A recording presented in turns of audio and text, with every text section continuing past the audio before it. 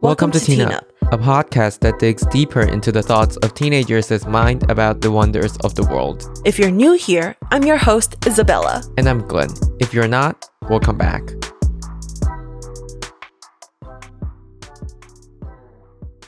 Here is a quick disclaimer. We are two teenagers that are doing our best to research everything. However, we are not experts, so if we offend anyone or say something wrong, we want to apologize in advance. Please email us to tell us what was wrong. Thank you.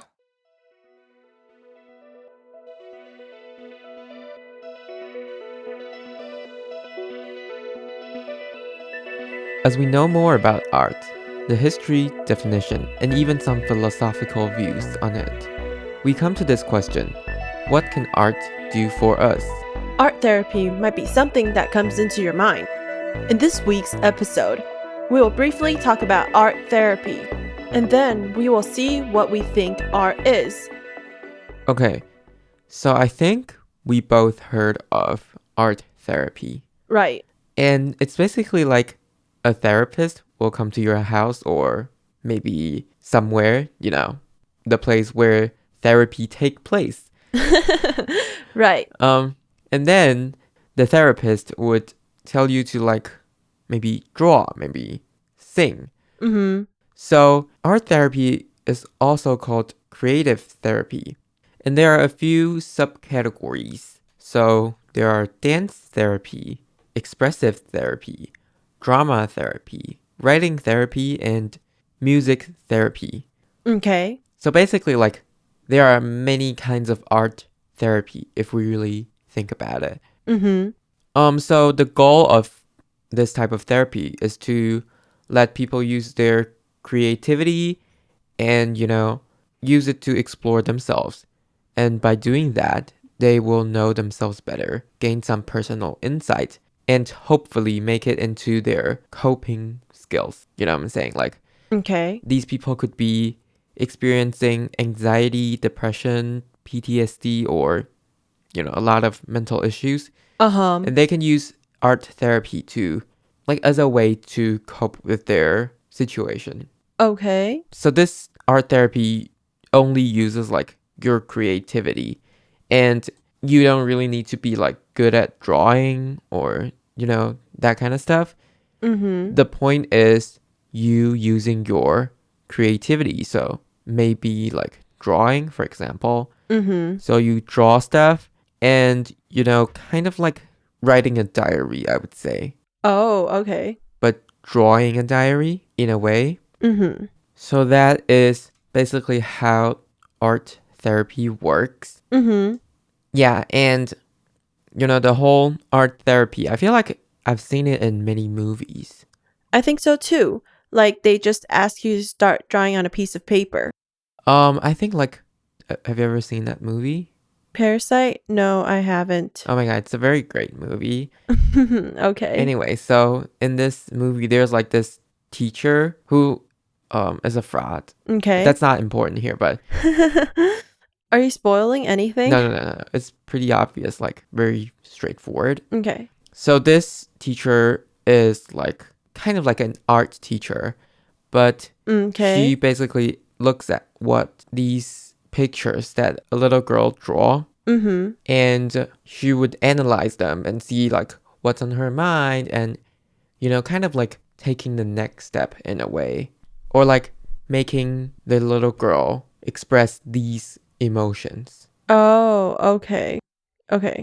It might sound a little bit weird here, but if you see the movie, you would understand what I'm talking about. So art therapy is usually made as a complementary way, other than your original therapy. So it's an add-on Oh, okay. in a way. But as good as it sounds, there are still some debates over whether art therapy is first effective and second ethical, because this method is proven to be effective for some people and some it didn't show a difference. Okay. Why would it be unethical? I would get to that a little bit later, but this kind of art therapy, people haven't done a lot of research on it regarding whether it's effective or not. And even though there are research done, those research are done on a small group of people, which basically means that it's not that meaningful regarding this issue. And the reason I said it could be unethical is because, and I quote, instead of utilizing experiments with quantitative measures, many publications in the field are qualitative case studies and art analysis. This is a quote by Ashley Walter.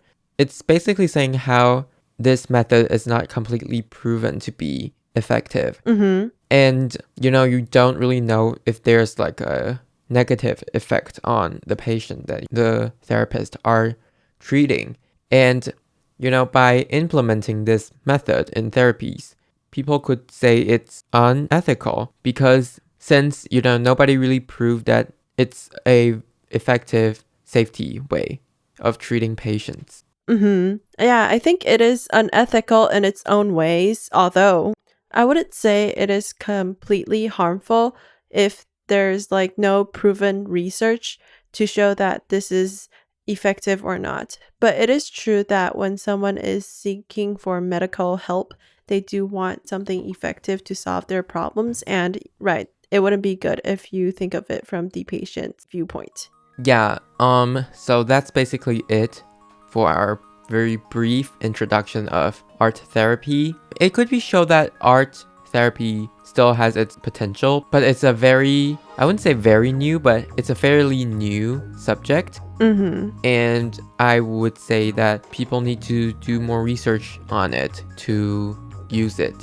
So after the break, we will be talking about our final thoughts on art.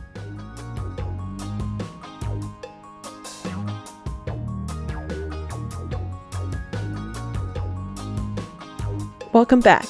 Now we're going to talk about the final takeaway of art. So when I was researching, I actually find something very interesting. Okay. In the first episode, we actually talked about how some art just look like baby paintings, right? Mm-hmm. But some people have actually done research on it and they have some very interesting findings. Okay. So this researcher, Ellen Winner, she actually looked into this situation that people are facing. Like, can people actually tell a difference between real art and children's work? Mm-hmm. So she said that they found in their study that these unschooled subject basically means that these people being interviewed are not, professionally trained to look at these art.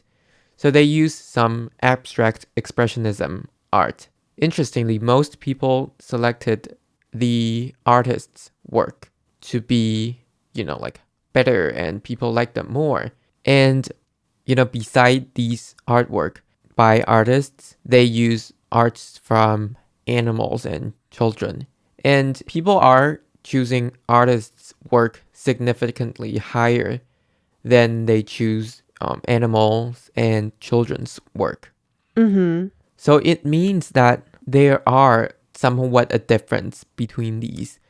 And even when these researchers are trying to mislead the interviewees, so basically means that they mislabeled the child's work as by an artist and the actual artist's work to be maybe like by an animal. Mm-hmm. But people still recognize the difference and they still think that the real artist's work is better than the other one.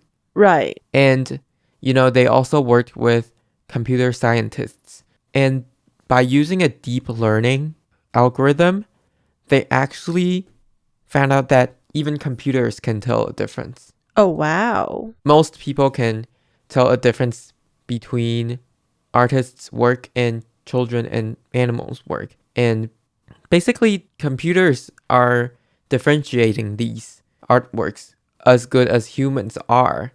So these people being studied, so basically they're the people that they're interviewing, they were asked to look at 60 paintings, 30 by preschoolers and animals, and 30 by great artists. And they would ask them to rank the arts and to see how intentional it looked and how much visual structure they saw.